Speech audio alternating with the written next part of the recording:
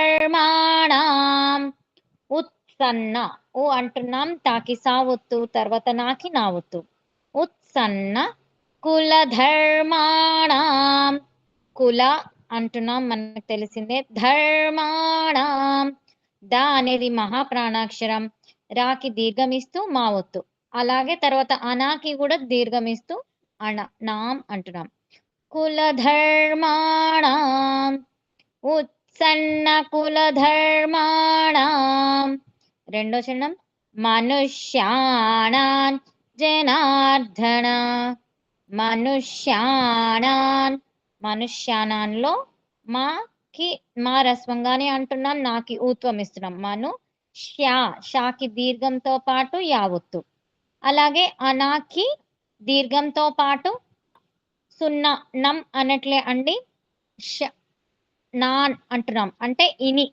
ఇస్తున్నాం మనుష్యాణాన్ అంటే నాన్ అనే శబ్దం రావాలి మనుష్యాణాన్ తర్వాత జనార్దన జనార్దనలో జారస్వంగానే అంటున్నాం నాకి దీర్ఘం ఇస్తున్నాం రాకి ధావొత్తు తర్వాత నా అనేది రస్వంగానే పలుకుతున్నాం జనార్దన మనుష్యాణాన్ జనార్దన ఉత్సన్న కుల ధర్మాణం మనుష్యాణాన్ జనార్దన మూడో చరణం నరకే నియతౌ వాసో నరకే నరకేలో కాకి ఏత్వం అండి నారా రెండు రస్వాలే కాబట్టి మనం నార్మల్ గానే అనేస్తున్నాం నరకే నియతౌ నియతౌలో కూడా ని అంటున్నాం యార్త అనేది రస్వాలే తం కాదండి సున్నాతో పాటు వాని పలుకుతున్నాం తర్వాత వస్తున్న వాని మనం అక్కడ పలుకుతున్నాం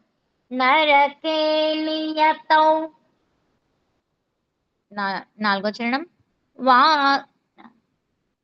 వాసో వాసో వాకి దీర్ఘంతో పాటు సో అంటున్నాం నరకే నియతౌ వాసో నాలుగో చరణం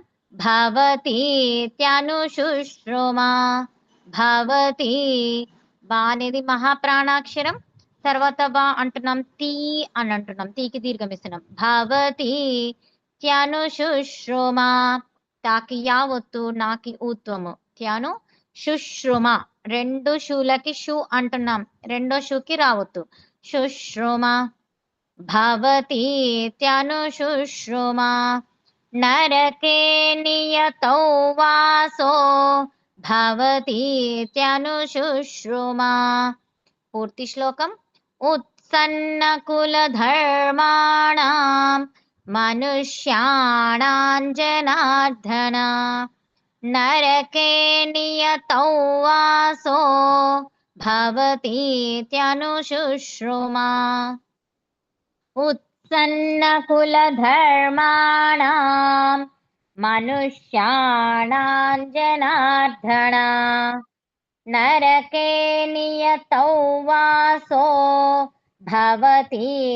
భవతీత్యనుశుశ్రుమా దీని యొక్క అర్థం ఏంటంటే ఉత్సన్న కులధర్మాణం అంటే నశించిన కులధర్మాల గలవారి మనుష్యాణం అంటే మనుష్యులకు జనార్దన ఓ జనార్దన అంటే ఎవరు శ్రీకృష్ణ ఓ శ్రీకృష్ణ నరకే అంటే నరకంలో నియతం నిశ్చయంగా అంటే తప్పకుండా వాసః అంటే నివాసం భవతి కలుగుతుంది ఇతి అని అనుశుశ్రుమ అంటే మేము పెద్దల నుండి విన్నాము అంటే ఏం విన్నారట పెద్దల నుండి ఓ జనార్దన కుటుంబ ధర్మాలు నశించిన మనుష్యులకు నరకంలో నివాసం కలుగుతుందని మేం పెద్దల నుండి విన్నాము అని చెప్తున్నాడు ఇక్కడ అంటే అర్జునుడి యొక్క ఆందోళన మరింత స్పష్టంగా మనకి ఇక్కడ చెప్తున్నాడు ఏంటి యుద్ధం వల్ల కుటుంబంలోని పెద్దలు ధర్మాన్ని కాపాడేవారు నశిస్తే వారి యొక్క కుటుంబ ధర్మాలు మరియు సంప్రదాయాలు క్రమంగా అంతరించిపోతాయని అర్జునుడు మనకు ముందు శ్లోకంలో చెప్పాడు ఇప్పుడు ఇలా అంటున్నాడు ఏంటి ఓ కృష్ణ, ఈ కుటుంబ ధర్మాలు నశించడం వల్ల సమాజంలో అధర్మం పెరుగుతుంది.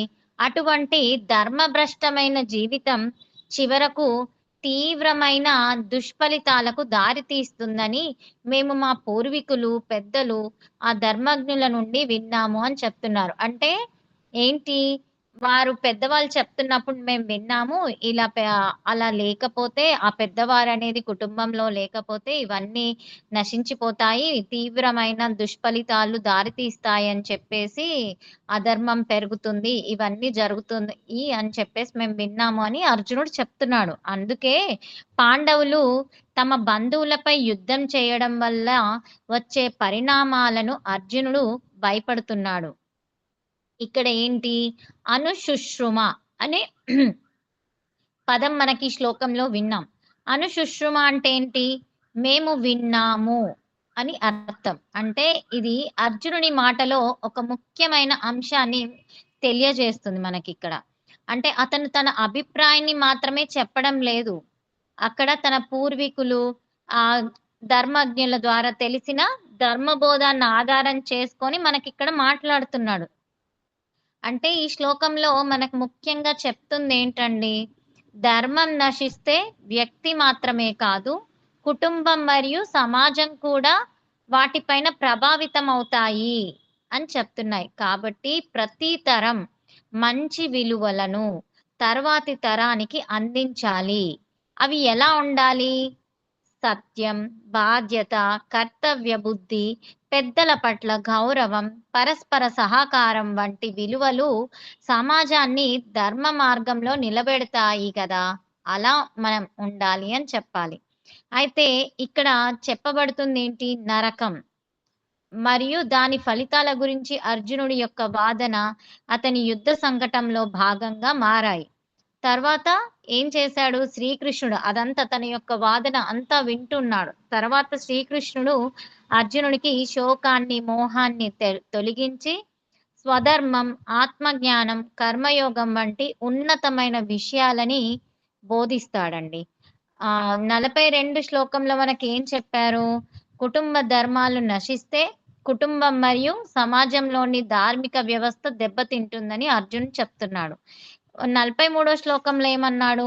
అలా ధర్మాలు నశించినప్పుడు కలిగే తీవ్రమైన దుష్ఫలితాల గురించి తను పెద్దలు నుండి విన్నాను అని చెప్తున్నాడు. అంటే ఇక్కడ మనకి ఏం తెలియజేస్తున్నాడు అర్జునుడు? కుటుంబ ధర్మాలు నశిస్తే అధర్మం పెరిగి వ్యక్తి మరియు సమాజం 2 తీవ్రమైన దుష్ఫలితాలను అనుభవిస్తామని అర్జునుడు శ్రీకృష్ణుడితో చెప్తున్నాడండి. ఈ శ్లోకం యొక్క అర్థం ఇదండి.